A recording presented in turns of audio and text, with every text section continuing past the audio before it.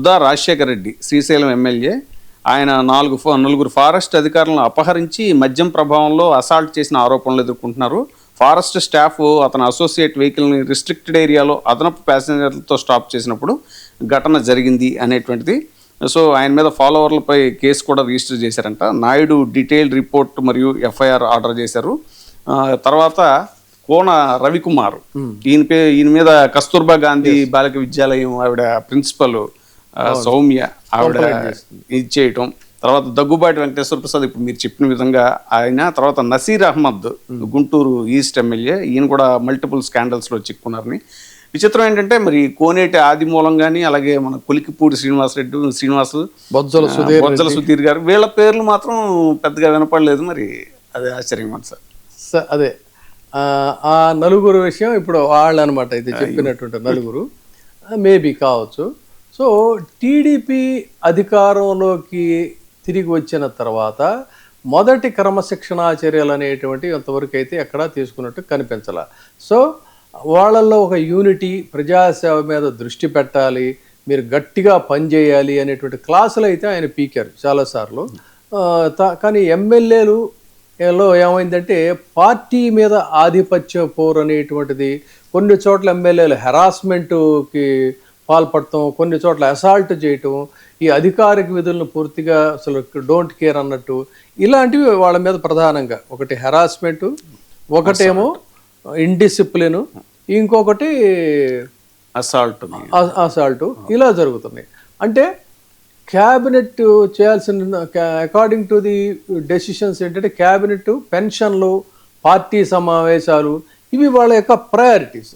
So ఇటు party సమావేశాలకి వీళ్ళు రావటం లేదు, పెన్షన్ల డిస్బర్స్మెంట్కి వాటికి కూడా చాలామంది వెళ్ళటం లేదు. సో ఆయన 2000 ఆగస్టులో ఒక ప్రసంగం చేశారు.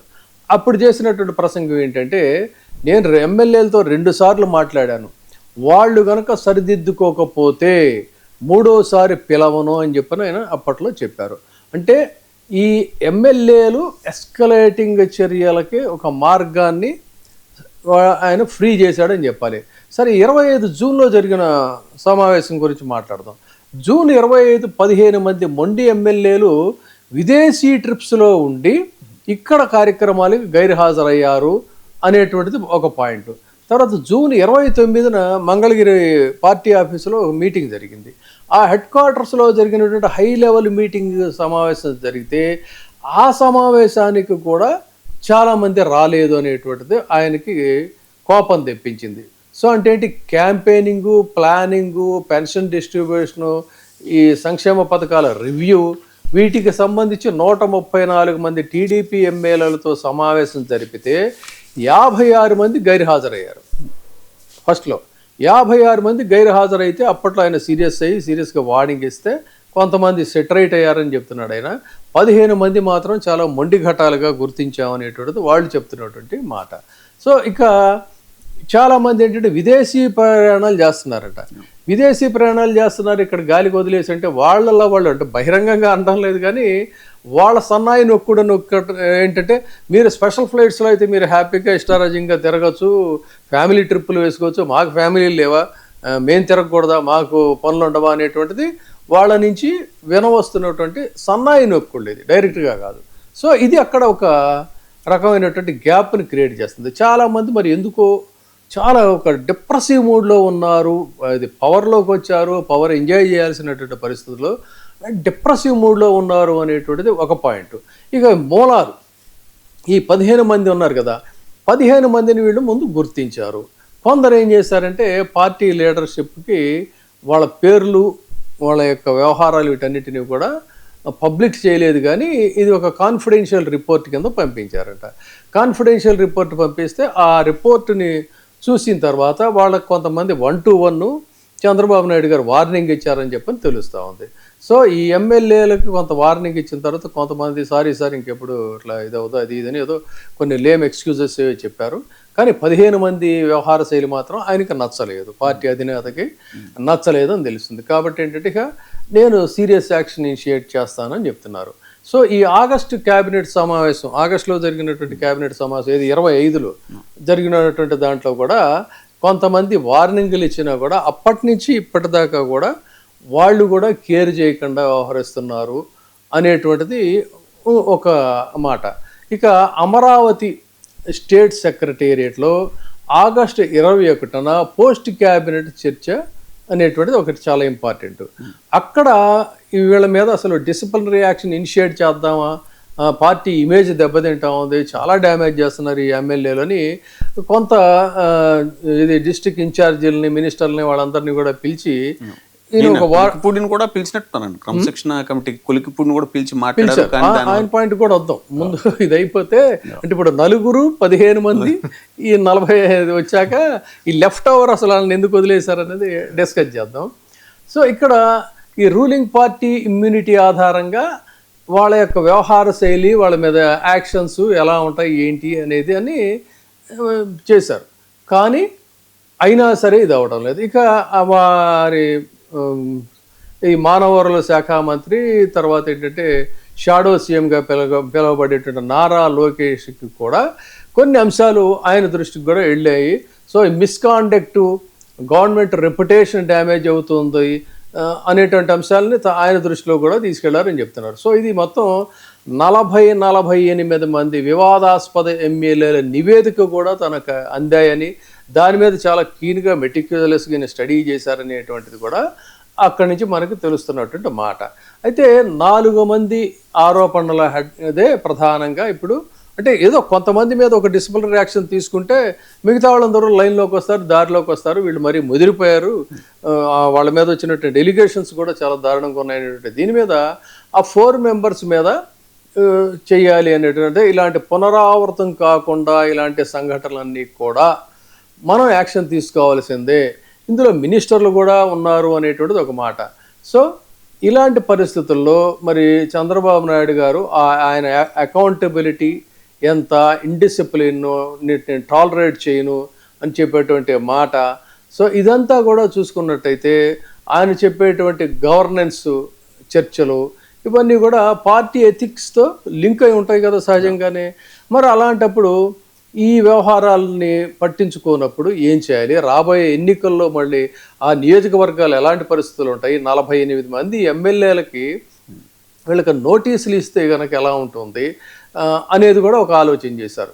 కాబట్టి ఈ 48 ఎమ్మెల్యేల మీద డెర్లిక్షన్ ఆఫ్ డ్యూటీస్ అనేదాన్ని వీళ్ళు ప్రధానంగా చెప్తున్నటువంటి మాట.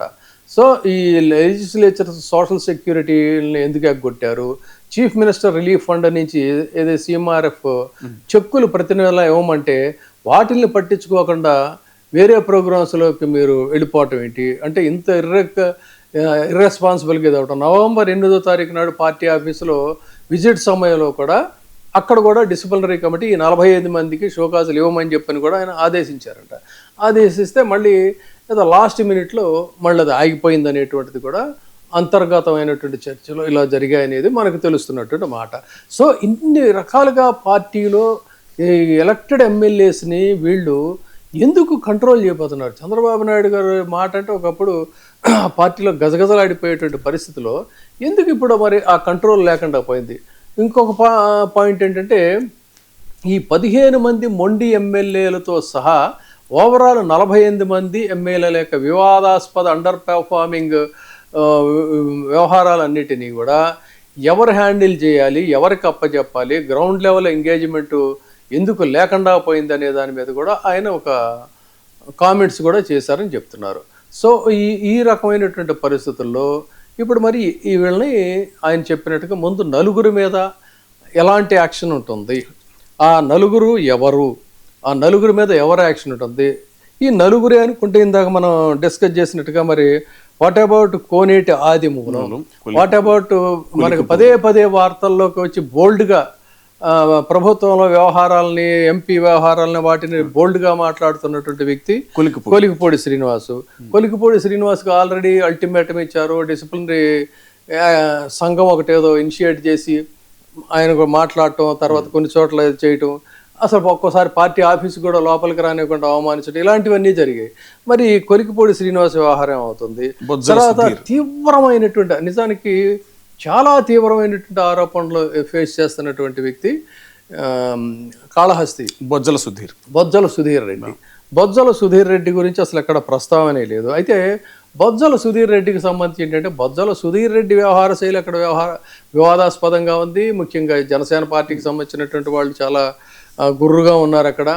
కానీ చంద్రబాబు నాయుడు గారికి ఏంటంటే వాళ్ళ నాన్నగారి మీద ఒక సాఫ్ట్ కార్నర్. బొజ్జల గోపాలకృష్ణారెడ్డి గారు, ఈయన అప్పుడు అదేది అలిపిరి సంఘటనలో కూడా ఆయనతో పాటు ఆ దాడిలో ఇదయ్యి సర్వైవ్ అయ్యి ఒక పెల్లెట్ కూడా ఆ బాడీలో ఉండిపోయిన అలాగే ఇదయ్యాడు. తర్వాత ఏదో పాప ఆయన క్యాన్సర్ ఏదో వచ్చి ఇదయ్యారని వ్యక్తిగా కూడా కొంత మంచి వ్యక్తి. ఆ సానుభూతిని బట్టి తండ్రి మీద ఉన్నటువంటి సానుభూతిని కొడుకు మీద చూపిస్తే టాలరేట్ చేస్తున్నాడు. అదే కనుక జరిగితే మరి పార్టీ అక్కడ తీవ్రంగా నష్టపోయేది. ఈ మధ్యన ఒక చిన్న ఇది కూడా వచ్చింది సార్. యాక్చువల్గా బొజ్జల సుధీర్ రెడ్డికి నువ్వు ఆయన్ని జనసేన అధినేతను ప్రసన్నం చేసుకుంటే ఇప్పుడు ఆయన్ని ప్రసన్నం చేసుకోవడానికి ఈయన పోట్లు పడతాడనే వార్త కూడా వచ్చింది. అదొక స్టోరీ. అంటే అక్కడ ఇష్యూని ఏదో రకంగా మాఫీ చేసుకొని మళ్ళీ నువ్వు ఎదురావాలి అనేటువంటి దీని మీద ఏదో జరిగింది అంతర్గతంగా. అది జరిగినట్టయితే లేదు మనకన్నా. సార్ ఇవన్నీ ఒక ఎత్తు అయితే మీరు గతంలో కూడా అన్నారు సార్, పొలిటికల్ అడ్మినిస్ట్రేషన్ అనే మాట వాడారు చంద్రబాబు నాయుడు గారు వెరీ బిగినింగ్లో. దాని తర్వాత ఇలాంటి పరిణామాలు చాలా వచ్చాయని గతంలో కూడా ఒకసారి మీరు చెప్పారు. పొలిటికల్ అడ్మినిస్ట్రేషన్ అనే పదం తర్వాత జరిగే యాక్చువల్గా ఆయన కుర్చీలో కూర్చోవటం అంటే జగన్మోహన్ రెడ్డి ఏ విధమైనటువంటి పాలన చేశాడో దానికి కాంట్రాస్ట్గా మనం చేసి శభాష్ అనిపించుకోవాలి అనేది. ఆ రోజున జగన్మోహన్ రెడ్డి మీద వచ్చినటువంటి ప్రధానమైనటువంటి ఆరోపణ ఏంటంటే ఈ వాలంటరీ వ్యవస్థ ఒకటి తీసుకొచ్చి ప్రజాప్రతినిధుల యొక్క అసలు కించిత్ ఇంపార్టెన్స్ అనేది లేకుండా చేసి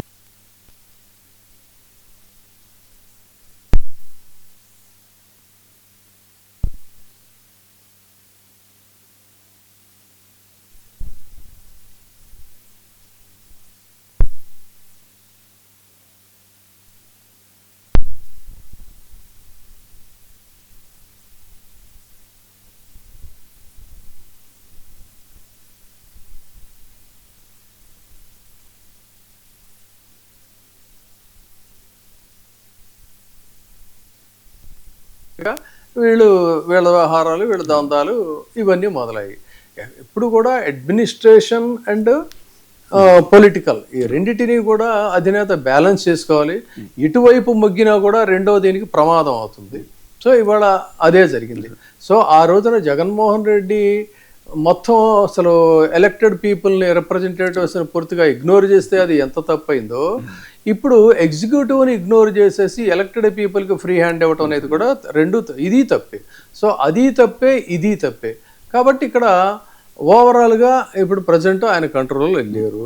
ఈ నలుగురే కాకుండా మరి వాట్ అబౌట్ కోనేటాది మూలం, బొజ్జల సుధీర్ రెడ్డి, కొలికపూడి శ్రీనివాసు, ఇలాంటివన్నీ చూసుకోవాలి.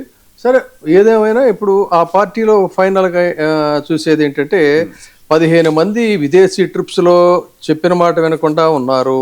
134 మంది ఎమ్మెల్యేలో 56 మంది గైర్హాజరయ్యారు. సో ఈ వీళ్ళని ఏం చేయాలి? 48 మంది నియోజకవర్గాల్లో పరిస్థితి చాలా గడ్డుగా ఉంది. ఇంకా అదే ఇప్పుడు ఇందా చెప్పినటువంటి పేర్లు ఈ బుడ్డ రాజశేఖర్ రెడ్డి, కోన రవికుమారు, దగ్గుబాటి వెంకటేశ్వర ప్రసాద్ మళ్ళీ కూడా ఏదో తాజాగా ఒక వివాదంలో దీనికో సంబంధించి ఉన్నట్టున్నాడు. So Naseer Ahmed Guntur east.